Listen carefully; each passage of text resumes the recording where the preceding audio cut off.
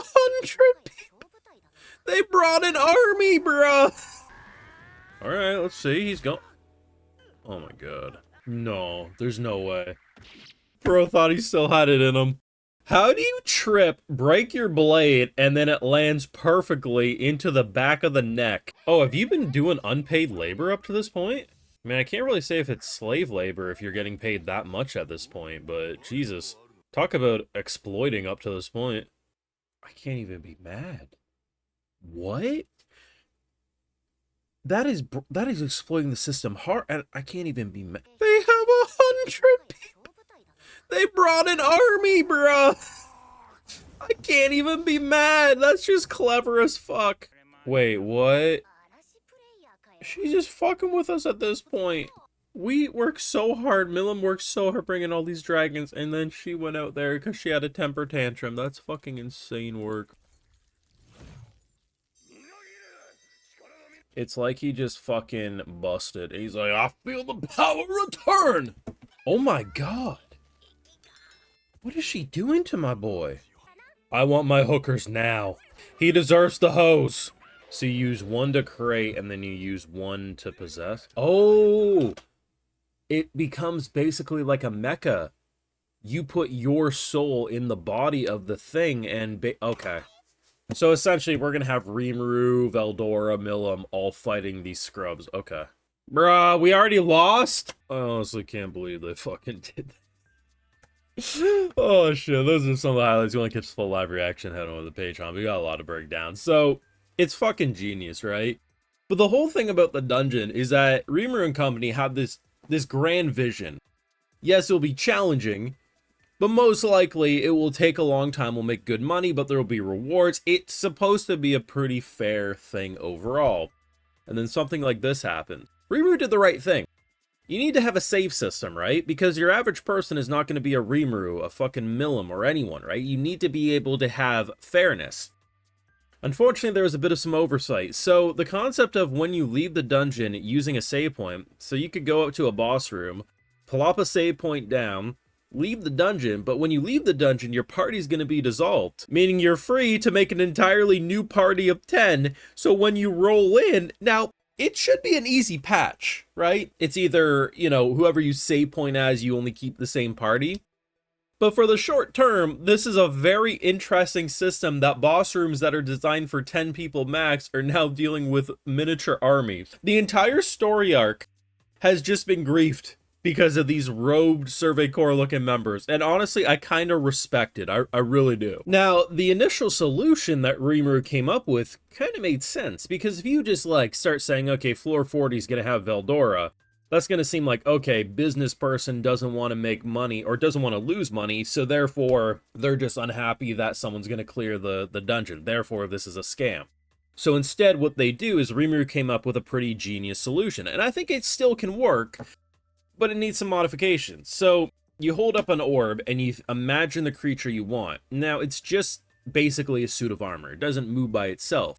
But then by doing it again, you can put your soul into their body. So essentially you have a couple demon lords, one of the most powerful dragons. Like, in theory, you're basically pushing back against what you're deeming as cheaters, but really they're, until you change the rules after the current systems, you know, finish and the current people have cleared the dungeon, you close it down for maintenance, you come back for another round, you have to let them do their thing. So the only real way you could challenge them is by summoning Veldora in attack mode in a skeleton body or something like that. The unfortunate thing is they immediately got bodied.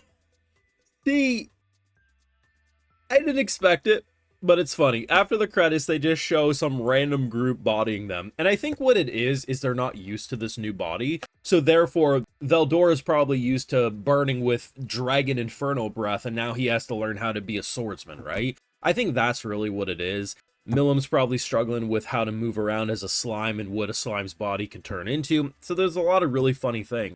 But it's just hilarious that you have arguably one of the most fun episodes they've probably ever made of slime. Granted, recency bias playing a factor, sure, but I'm also a gamer, so anything that feels like playing a video game or grinding through dungeons, I'm immediately gonna like more than a normal episode, right? So the fact that it just feels ridiculously fun and they're just having a blast with dealing with characters getting the jump on Rimuru, not because of, oh my god, they're physically stronger, they're just fucking clever.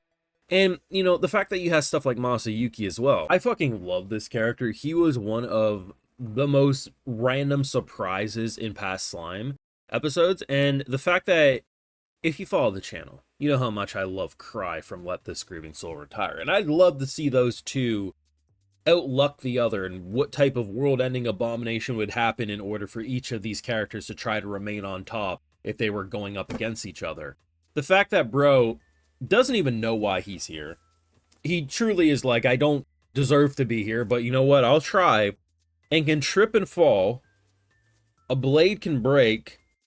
It can ricochet off, hit someone in the back of the neck.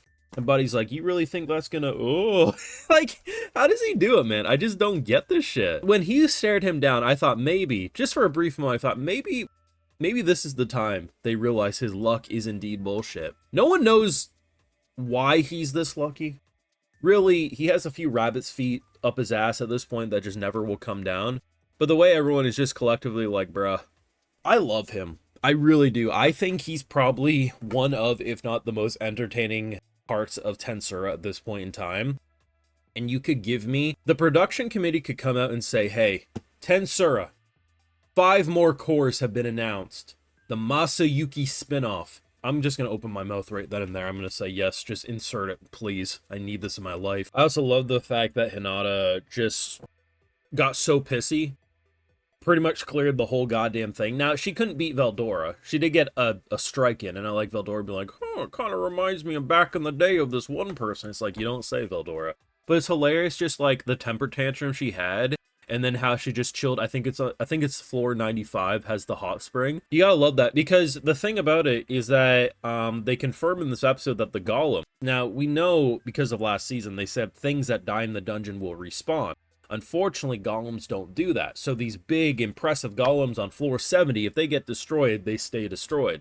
So it's a very interesting system, and I think one of the things I'm appreciating about what they're doing with the concept of the Colosseum is there's constantly trial and error.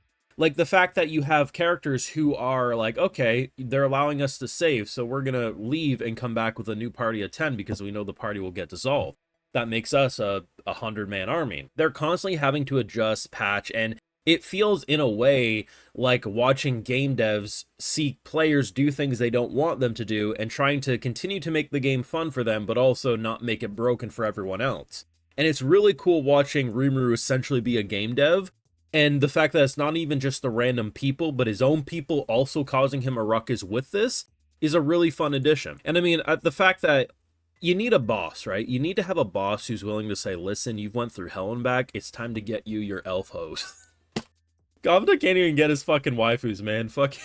Millim's like, oh, if you got energy for hose, you got energy for leg day. I don't even know what the fuck she put Ranga and Gobta through, but I don't even think I want to know. But bless Rimuru's heart for saying, you know what, my boy, you do it. Because he's been a little hard on Gobta in the past. I appreciate the fact that his natural instinct was, you deserve to go to the booty bar. What a nice boss. Though, to be fair, he did also have unpaid labor up until recently. The fact that, like, yes, you did get paid a fat stack of gold, but, like, there's so many people in the world who go under the, you don't get paid now, but once we're profitable, and then they never get paid. Thank God Rimuru's a decent guy, because that old pixie would have had no bag of gold if it was literally realistic for our own world.